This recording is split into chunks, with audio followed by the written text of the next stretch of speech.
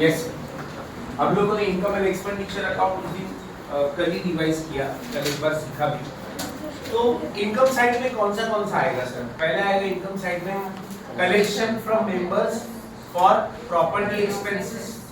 उसमें क्या क्या आइटम्स आ रहे हैं वो देख लो हेडिंग के अंदर। Next is what? Collection from member for administration expenses या फिर सर्विस चार्जेस उसको बोलते हैं।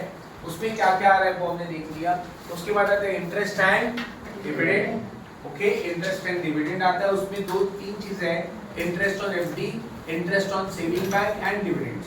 देन अदर इनकम्स में क्या आ रहा है सर? अदर इनकम्स में पहला है sale of scrap, tower rent and उसके बाद ट्रांसफर फीस।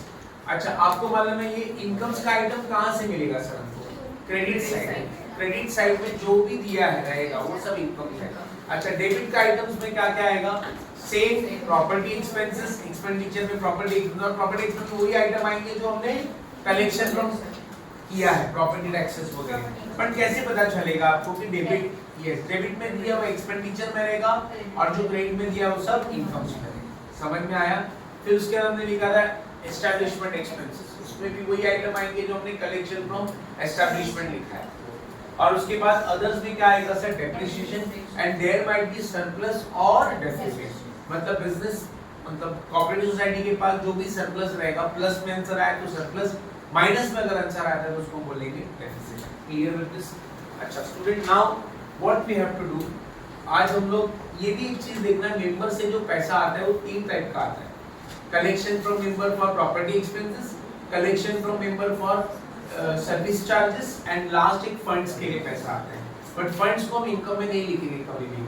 फंड से के लिए जो भी पैसा कलेक्ट किया है वो like collected for redevelopment funds, collected for sinking fund, collection for major repairs, ये सब आपको कहां पे दिखाना है सर? लाइब्रेरी में होता है। I am getting on what? Because ये फ्यूचर के लिए होता है। और याद रखो कोऑपरेटिव सोसाइटी ये फंड्स का पैसा अपने पास रखती है और उसको इन्वेस्ट कर देती है। कहां पे सर? इन्वेस्ट। सिंकिंग फंड दिखा रहेगा सर आपको। करें सर स्टार्ट? आओ सर एक छोटा सा क्वेश्चन पहले हम लोग करते हैं कि इनकम एंड एक्सपेंडिचर कैसे बनाना है, एंड आफ्टर दैट मैं आपको बैलेंस शीट सिखाने वाला हूं। आज हम बैलेंस शीट सीखने वाले हैं, बैलेंस शीट का फॉर्मेट सीखने वाले हैं। ठीक है सर? वहां पे क्वेश्चन लिखते हैं सर हम लोग। एक छोटा सा क्वेश्चन है। अच्छा, मनन प्रकाशन अगर किसी के पास है, ले लिया है तो अच्छी बात है। अगर मनन प्रकाशन आपने नहीं लिया है, देख ले मनन प्रकाशन को। अगर मनन प्रकाशन नहीं लिया है तो ठीक है, अच्छी बात नहीं है। हाँ, लेकिन ले लो, बुक ले लो सर, क्योंकि आपकी प्रैक्टिस के लिए आपको बुक लगने वाला है। टेक इट एज ओल्ड लिया तो भी चलेगा, न्यू लिया तो भी चलेगा, बट टेक फॉर आपकी प्रैक्टिस के लिए सर। मैं तो नोट्स देने ही वाला हूं सर। इन्वेस्टमेंट अकाउंटिंग का जैसे आपको शीट मिला है, same sheet will be given for cooperative, but maximum questions आपको मनन में थोड़ा करके रखना है। ठीक है? आओ सर करते हैं स्टार्ट। हाँ सर, मेरे साथ साथ आप लोग क्वेश्चन लिखते जाएंगे फटाफट। क्वेश्चन लिख रहे हैं सर। पहला question please, very first question. इसमें ये क्वेश्चन में हम लोग बैलेंस शीट नहीं बनाने को सीख रहे हैं, ये क्वेश्चन में हम लोग सिर्फ बनाने को सीख रहे हैं इनकम एंड एक्सपेंडिचर। वैसे निकाल होते तुम्ही। Very good. मेंबर्स करना तीन प्रकारचे पैसे येतात सर, तीन टाइप के पैसे आते हैं। बोलो पहला क्या? Collection from member for property expenses, collection from member for establishment किंवा सर्विस चार्ज, एंड फिर collection from member for funds. But funds को हम इनकम में नहीं दिखाते, वो लाइब्रेरीज में दिखाते। चलो लिखना सर, क्वेश्चन लिखो मेरे साथ सर। ये आपको डेबिट बैलेंसेस दिए। क्वेश्चन नंबर 1, सोसाइटी का नाम है yes Evershine, Evershine cooperative housing society.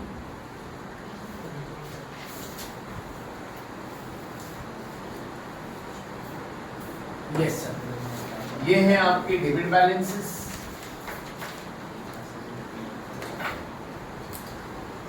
और इस तरफ है हमारी क्रेडिट बैलेंस।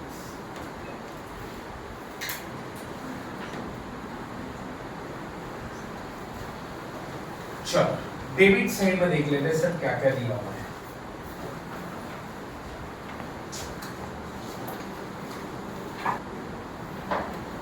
मेरे को आप बताएंगे ये जो डेबिट साइड का आइटम है, ये डेबिट साइड का आइटम सब हमारे लिए क्या होगा, एक्सपेंडिचर में जाएगा।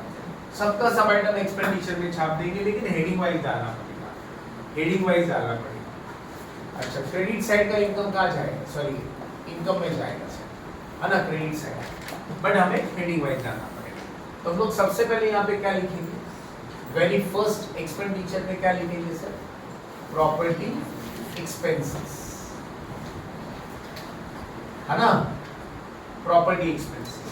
सर कहाँ से आएगा ये सब एक्सपेंडिचर, डेबिट साइड, मुझे बताओ इसमें प्रॉपर्टी एक्सपेंसेस कौन सा, ये सब एक्सपेंडिचर में जाने वाला है, बट प्रॉपर्टी एक्सपेंसेस कौन सा, प्रिंसिपल टैक्स प्रॉपर्टी एक्सपेंसेस है, वाटर चार्जेस प्रॉपर्टी एक्सपेंसेस है, okay, audit fees property expenses में नहीं आता है सर, आप लोग फॉर्मेट पढ़कर नहीं आएगा।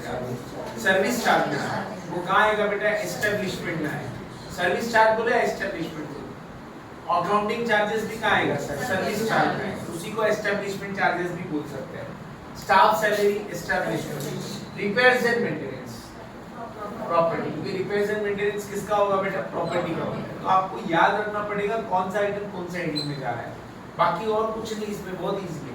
कन्वेंस, कन्वेंस मतलब ट्रैवलिंग का खर्चा, service charge, postage and Telegram service, ये सब सर्विस में जाएगा। तो प्रॉपर्टी एक्सपेंसेस में क्या क्या दिख रहा है बेटा आपको, प्रॉपर्टी एक्सपेंसेस में तीन ही आइटम है, कौन से, प्रिंसिपल टैक्स, वाटर चार्जेस और रिपेयर्स एंड मेंटेनेंस। समझ में आया? तो पहले हम ये तीनों का पोस्टिंग कर लेंगे। अच्छा, ऑडिट फीस क्या है सर, ऑडिट फीस क्या आएगा, सर्विस चार्ज बोलो या फिर एस्टैब्लिशमेंट भी बोल सकते हैं, मैं इसको एस्टैब्लिशमेंट लिखने वाला हूँ। ओके, अकाउंटिंग चार्जेस कहाँ जाएगा, एस्टैब्लिशमेंट, एस्टैब्लिशमेंट को हम सर्विस चार्ज भी बोलते हैं सर। अच्छा, ये भी एस्टैब्लिशमेंट, एस्टैब्लिशमेंट में और एस्टैब्लिशमेंट। समझ में आया? तो चलो प्रॉपर्टी एक्सपेंसेस लाइन से लिख लेते हैं, फिर उसके बाद क्या, सर्विस चार्ज बोलो या फिर एस्टैब्लिशमेंट बोलो। तीसरा क्या है, अदर्स, अदर्स में डेप्रिसिएशन आ गया, बट वो दिया नहीं, समझ लो काय बोलो बेटा, फॉर्मेट बनवायचं आहे, फॉर्मेट लक्षात ठेवलं पाहिजे। करे स्टार्ट, तो प्रॉपर्टी एक्सपेंसेस में कौन सा आ रहा है बेटा, फर्स्ट आइटम क्या आ रहा है, म्युनिसिपल टैक्स, लिख लो मेरे साथ साथ लिखो, कोई प्रॉब्लम नहीं बेटा। म्युनिसिपल टैक्स अमाउंट कितना है, 2,82,000 प्रॉपर्टी एक्सपेंसेस में। वाटर चार्जेस, वाटर चार्जेस बेटा कितना है, वाटर चार्जेस 43,000। ओके, और प्रॉपर्टी में क्या आएगा, रिपेयर्स एंड मेंटेनेंस,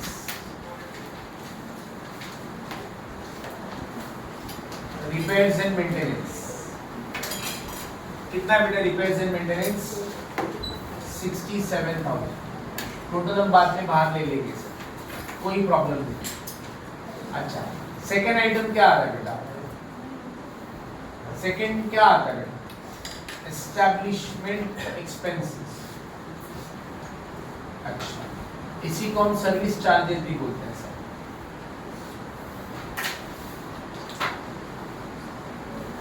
बताएंगे सर, सर्विस चार्जेस भी कौन सा आ रहा है एस्टैब्लिशमेंट में, पहला आ रहा है ऑडिट फीस, ऑडिट फीस कितना बेटा, audit fees 5,000।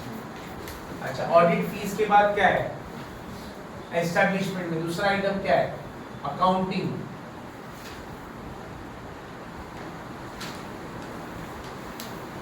Accounting charges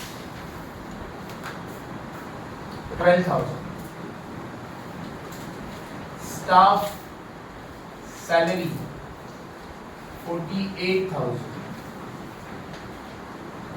repairs and maintenance तो हमने डाल दिया प्रॉपर्टी में से। Next, conveyance, what is the amount of conveyance, 1230। postage and couriers 1080। printing and stationery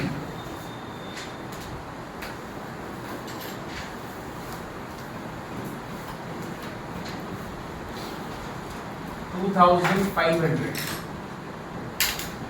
legal fees 10,000। Yes sir, आप इन सबका टोटल ले सकते हैं बाद में। थर्ड में क्या आएगा सर? थर्ड में क्या आता है? Other expenses. इसमें क्या आता है बेटा? अदर एक्सपेंसेस में डेप्रिसिएशन। अच्छा, फोर्थ क्या आता है बेटा? सरप्लस या फिर क्या? प्लस में है तो सरप्लस बोलेंगे, माइनस में है तो क्या बोलेंगे? वेरी वेरी गुड, इसको हम लिख लेंगे इसके बाद में, कोई प्रॉब्लम नहीं। ठीक है, चलो